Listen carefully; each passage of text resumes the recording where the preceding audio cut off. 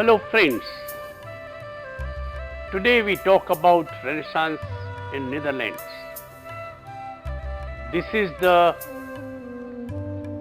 module 11 of the paper 2. Our objectives in learning this chapter are to acquaint about Renaissance in Netherlands, understand the difference between two painting styles in Italy and Netherlands, examine closely the works of important painters in the region. The subject matter of this chapter is follows. Introduction. Jan van Eyck, circa 1390 to 9 July 1441.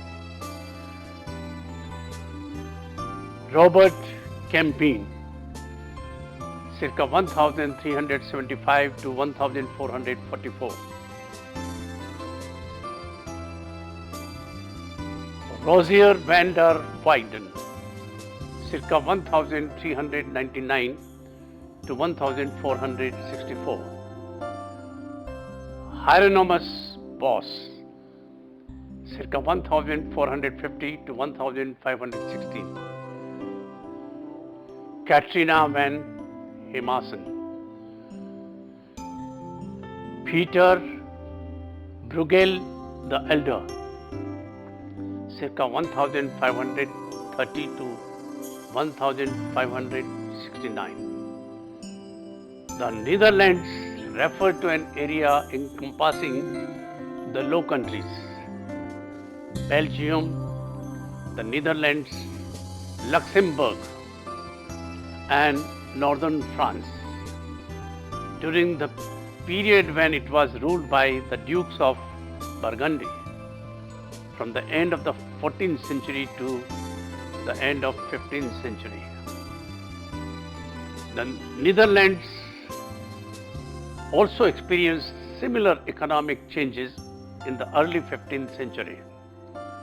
Medieval feudalism, court patronage, and evolved bourgeois society, merchant economy based mainly on wool, trading and banking, all were powerful tools in the development of the Netherlands. Its close economic ties with Italy also led to increased exchange of philosophical, creative and artistic ideas in the country. Northern artists worked in Italian courts, and Italian princes and wealthy businessmen commissioned works of art from the Netherlands. The well-known humanist Desiderius Erasmus of the Rotterdam was a very influential figure throughout Renaissance.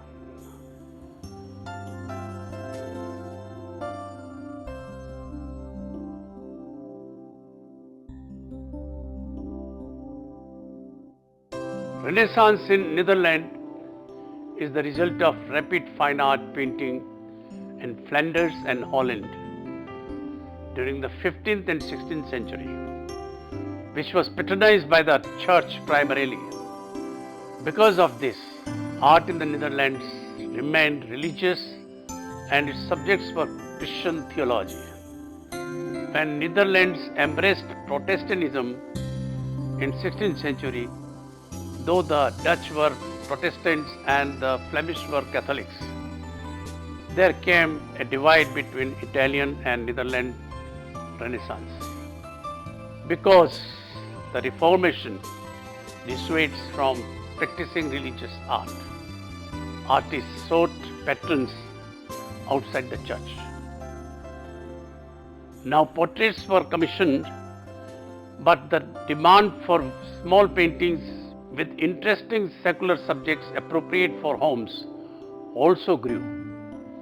In addition to painting, textiles, ceramics, printmaking and sculpture in wood and metal flourished in the Netherlands. Raphael's cartoons, for example, were woven into tapestries in Flemish workshops. The artists and patterns here were simple and down to earth than their Italian counterparts. Artists were not interested in classical ages or the theory of perspective or colors and shades and hues. Drawing from the Gothic period, they instead focused on mastering the technique of oil painting. Using thin layers of paint, and because oil paint can imitate textures far better than fresco and tempera, it was perfectly suited to representing the material reality that was so important to Renaissance artists and their patrons. In the Northern Renaissance, we see artists making the most of oil paint, creating the illusion of light reflecting on metal surfaces or jewels, and textures that appear like real fur, hair, wool or wood. When oak, at first almost the only wood used, became monotonous, they experimented with ebony and other rare woods. In the 15th century, Bourges, an especially favored destination of the dukes, was home to such masters as Jan van Eyck, Petrus Kistus, Hans Memling, and Gerard David. We know that any nation's greatest painters usually appear at the climax of a long period of development. That was not the case here. The Van Eycks, who were the founders of Netherlandish Renaissance painting, were also its greatest masters. You shall see that after them, no major artist develops for the next 200 years until Rubens. Jan van Eyck, 1390 to 9 July 1441. Van Eyck painted both secular and religious subject matter, including commissioned portraits, donor portraits with the donor kneeling before a seated Virgin Mary, and both large and portable altarpieces. He worked on panel either as single panels, diptych, triptych or polyptychs. He was influenced by the international Gothic style, but also put greater emphasis on realism and naturalism. His most powerful work is Ghent altarpiece of the Lamb, painted for the merchant, financier and politician Jodocus Visdith and his wife Elizabeth Burnlund. In this polyptych, Van Eyck refined the technique of oil painting to such a degree that the brilliant glow of his light and color took on symbolic character. In the use of tiny brushes, he applied minute dabs of paint that replicate details of the material world. Medium and content thus merge with technique. The subject matter for his painting is the final conquest of reality in the North. It differs from other Italian Renaissance works as it forgoes classical idealization in favor of the faithful observation of nature. A year later, he painted The Man in a Red Turban. Apparently, it is a self-portrait and said to be one of the first individual self-portraits of the Renaissance. The turban became so very interesting because of its angular fold and rich red color, and contrasts with Eyck's meticulous features are meticulously defined. At the top is a text in semi-Greek letters, painted to look as if carved into the picture frame. It reads Alles is kan, which are the first words of Dutch proverb meaning as I can, but not as I would. The Arnold Finney portrait is secular in its content and was commissioned by the Giovanni Arnolfini as extremely rich Italian businessman and banker. In the tradition of making portraits, some say the painting was like a marriage certificate. This painting is a mix of secular and the sacred. The Rome is full of Christian imagery and can also be connected with the sacredness of marriage. Amongst the human witnesses in the mirror, one may be Jan van Eyck. When we write on the wall in Latin, Jan van Eyck was there, and added the date 1434. We can see the connection between God as creator of the universe and the mortal artist who imitates God's creation in making works of art. Look at some more of his works.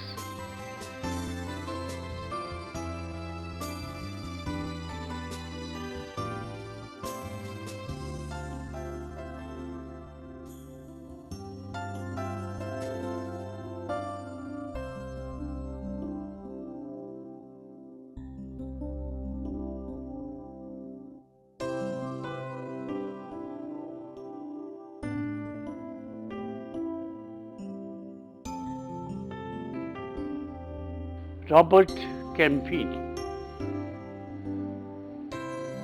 also called the master of Flammele.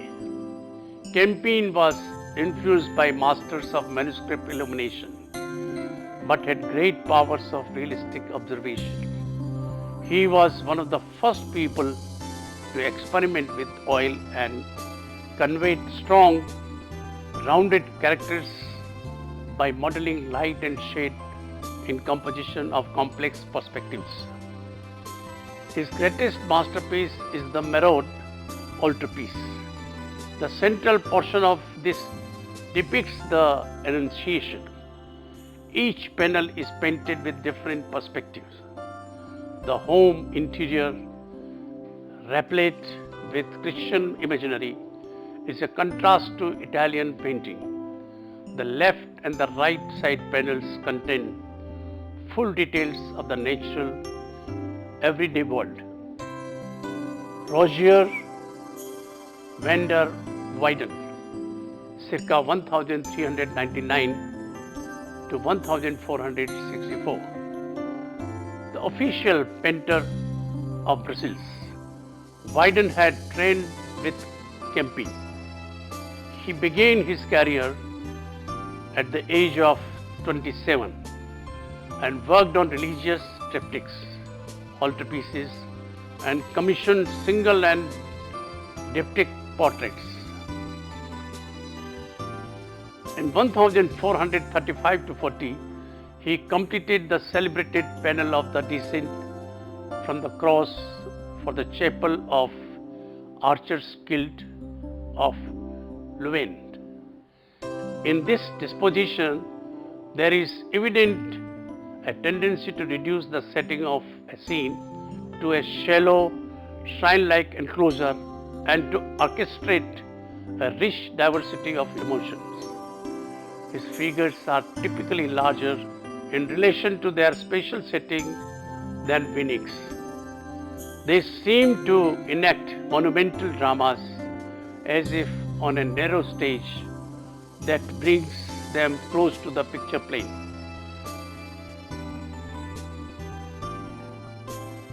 A series of long flowing curves unites the figures within the compressed settings. Jesus' horizontal S-shaped form echoes the Virgins. Both are supported by figures in countervailing S shapes which are arranged in vertical planes. The diagonal pull from Jesus' bowed head to Mary's limp right arm is anchored between St. and John's bare foot and Adam's skull. The latter is reminder that the crucifixion takes place over this grave. Let us look at his other works.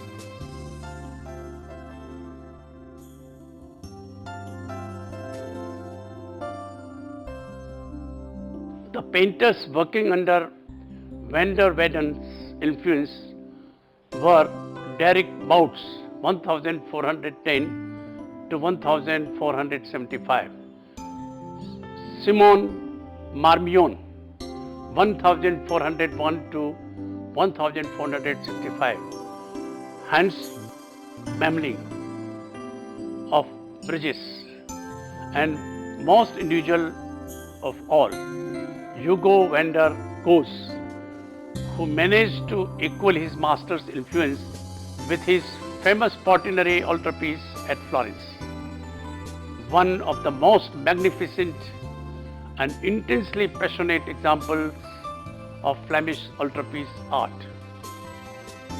And its influence on the Florentine Renaissance was far-reaching. Hugo's style, when compared with Van Eyck, in this altarpiece is fraught with tension. This is particularly true of the shepherds at the right in the central panel, whose grimacing faces and frantic gestures reflect their eagerness and wonder before Christ. In the side panels, members of the donor's family kneel in front of their patron saints. The children are among the first in Netherlandish art to have facial features suitable for their age, by depicting the family members as so much smaller in the scale than the saints. However, Hugo creates an oddly irrational juxtaposition.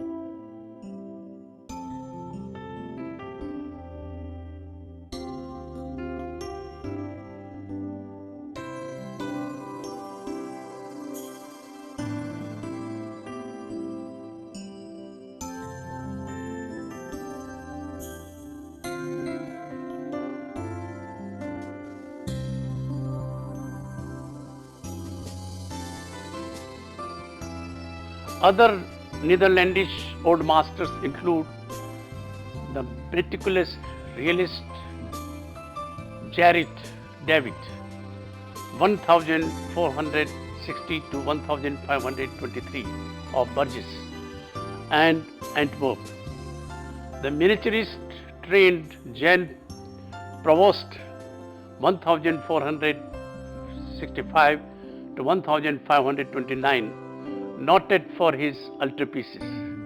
The Italian Renaissance inspired Quentin Massis 1465 to 1530, best known for his animated portraits of the bourgeoisie, and the Antwerp-based Jew and Cleve 1490 to 1540, known for his devotional altarpieces and portraiture.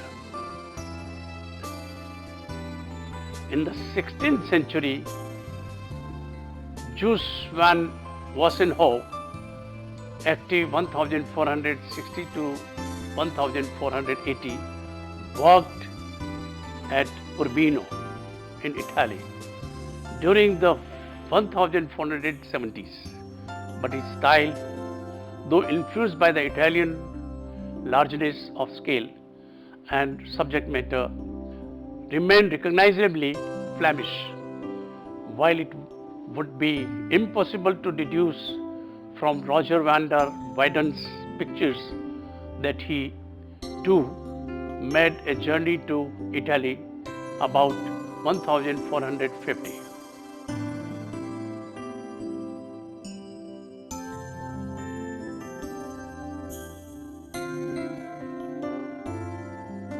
The first Fleming to show any Italian influence in Flanders was Jean Cousset de Mebus, 1480 to 1533, but he remains fundamentally entirely Flemish, with only a veneer of Italian subject matter and style.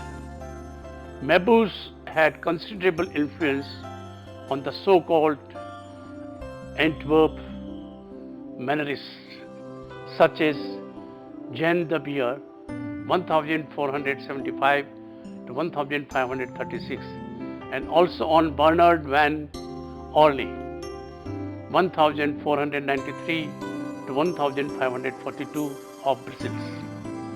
Known particularly for his tapestry art and his pupil Peter Quake, the master of Elder Bugel.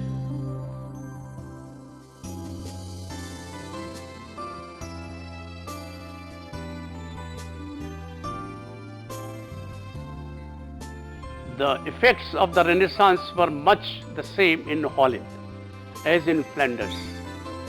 Lucas van Leyden is more famous as an engraver and draftsman than as a painter. His sensitive draftsmanship shows the influence of Dürer and of Raphael. Jan Scorel of Utrecht was the most successful of any Netherlandish painter in assimilating the example of Raphael. Martin van Heemskerk, 1498 to 1574, and his successors of so-called Haarlem Academy, Hendrik Golgens, 1558 and 1617, Abraham Blomaert and Jane Swaenradam, 1565 to 1607, derive, unlike Scorel, from Michelangelo, display an exaggerated mannerism. Hieronymus Bosch, circa 1450 to 1516. In this painting, Bosch painted heavily infernal visions inspired by the world of medieval ideas. What is interesting is the message that it communicates, in contrast to the optimistic worldview of the Italian Renaissance. The conquering of reality was accompanied by doubt and insecurity in the north. Bosch makes hell earthly, showing the chasm of man, his sinfulness and shortcomings, with the greatest precision. The unbroken atmospheric treatment of landscape, man, animal, and various different kinds of materiality gives hell real dimensions, producing a hell on earth.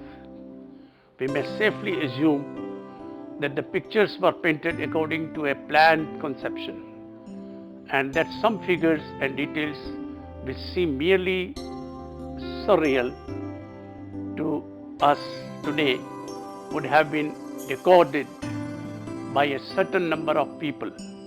His fantasy, which brought him fame, during his lifetime consists in the fact that realism in the style of painting and symbolism in the meaning merge into a single unit.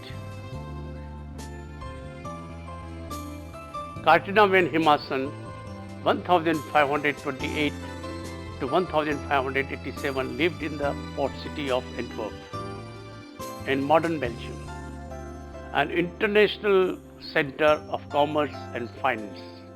Like many women artists of the period, she studied painting with her father and primarily painted portraits. She married the organist of Antwerp Cathedral and became a favorite court artist to Mary of Hungary, then the regent of the Netherlands. In her self-portrait of 1548, she sits in the three-quarter view facing the observer and at the same time applies a brush to a framed canvas. Katrina used somber colors and rich textures that emphasized the seriousness with which she took her profession, even at the young age. Her identification with her work is shown by the colors on her palette, which match those of her costume. At the top of the picture, she has written, "I, Katrina van Hemason, painted myself in 1548. She adds that she was 20 years old at the time. Peter Bruegel, the elder, circa 1530 to 690. Early in his career, Bruegel worked in Antwerp. He trained in a printing concern, and in 1551 he became a master in the Painters Guild. The following year he departed for Italy. His trip influenced his work considerably, in particular his taste for landscape. Bruegel's passion for landscape reflects in his belief that nature is the source of all life, a humanist idea that was related to a contemporary interest in exploration. Although famous for his peasant scenes and known as Peasant Bruegel, Bruegel was a townsman and humanist. Much of his work consists of large figure compositions in the grotesque and essentially native, as opposed to Italianate manner of Bosch, but strictly in terms of genre. Such pictures as Hunters in the Snow are really as much landscapes with figures. After painting landscape with the fall of Icarus, Bruegel expresses his love of landscape for its own sake.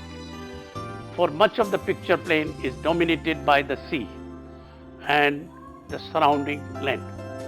Bruegel's vision of humanity in nature is shown by the intense relationship between man using the nature and working for his daily bread. All figures are so absorbed in their tasks that they fail to observe the mystical event taking place. Here, he combines the theme of man's unity with landscape with the classical myth of Icarus.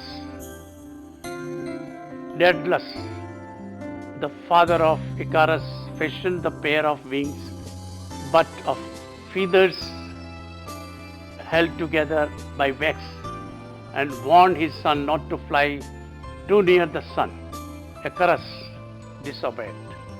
The sun melted his wings and he drowned in the Aegean Sea.